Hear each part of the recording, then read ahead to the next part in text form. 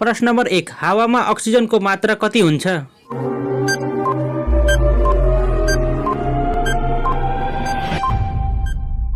साथीहरूको सही उत्तर 20.8%। प्रश्न नम्बर 2, नेपालको कुन क्षेत्रलाई अन्नको भण्डार भनिन्छ?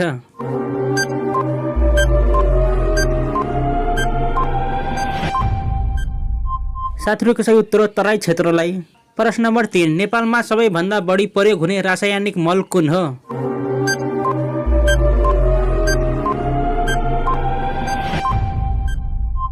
साथीहरूको सही उत्तर हो युरिया। प्रश्न नम्बर 4, क्षेत्रफलको हिसाबले नेपालको सबैभन्दा ठुलो गाउँपालिका कुन हो?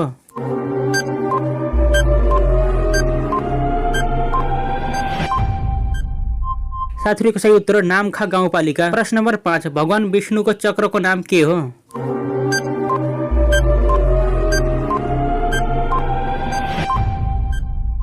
साथीहरूको सही उत्तर सुदर्शन चक्र। प्रश्न नम्बर 6, कोशी नदीलाई किन बिहारको दुःख भनिन्छ?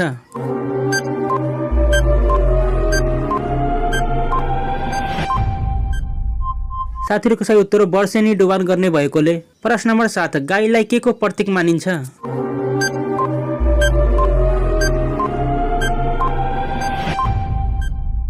साथीहरूको सही उत्तर लक्ष्मीको। प्रश्न नम्बर 8, क्षेत्रफलको हिसाबले नेपालको सबैभन्दा सानो गाउँपालिका कुन हो?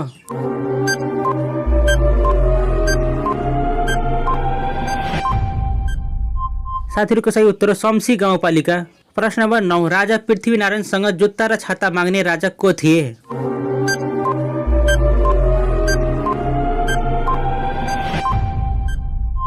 साथीहरूको सही उत्तर जयप्रकाश मल्ल। प्रश्न नम्बर 10, नेपालको सबैभन्दा गहिरो नदी कुन हो?